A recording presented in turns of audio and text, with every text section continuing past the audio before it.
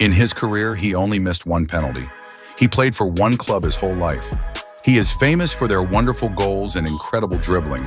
Despite not winning any trophies, he became a legend of the Premier League in Southampton. Listen to the story of Matt Le Tissier, the magician of one club. Write in the comment which player you would like to hear about in the next video. Matt Le Tissier was born on October 14, 1968 on the island of Guernsey, belonging to Great Britain, away from any scouts or bigger clubs. From a child, he played on school fields. He was characterized by a simple style of play. He learned techniques instinctively through play and creativity, not in the style of an academy. Even then, he stood out with his incredible dribbling and long-range shooting. I played for hours in the yard on the street with the boys.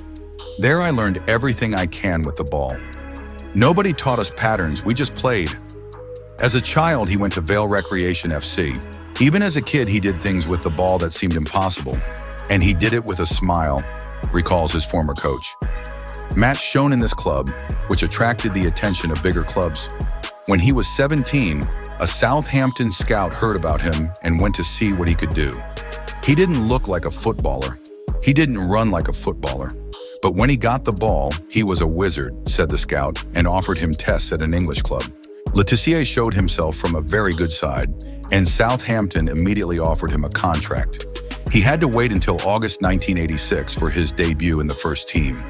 He scored his first goal in November against Manchester United. I don't remember everything, but I remember the joy. My first goal and straight away against United. It's hard to get a better start, he said after the match. He showed his great talent at the age of 21 in the 1989-90 season. Despite his young age, he played like a true leader of Southampton.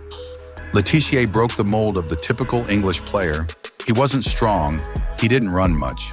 But when he got the ball, he could do incredible things. That season, he scored 20 goals and provided 8 assists, and was awarded the Young Player of the Year award for England.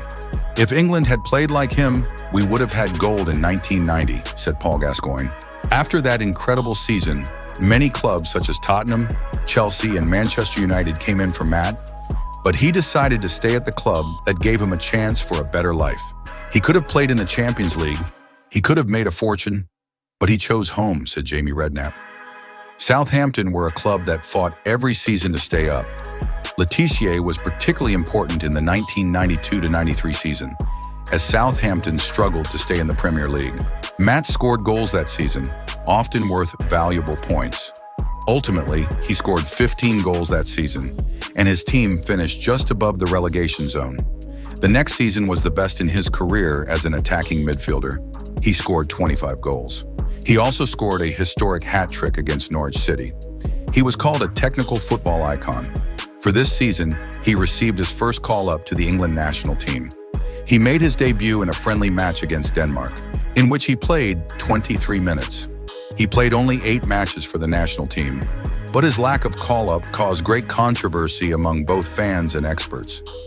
Many people claimed that his lack of call-up to the England national team was a result of playing in Southampton.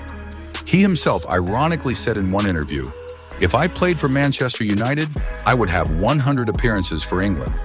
However, he was not the only one who said so.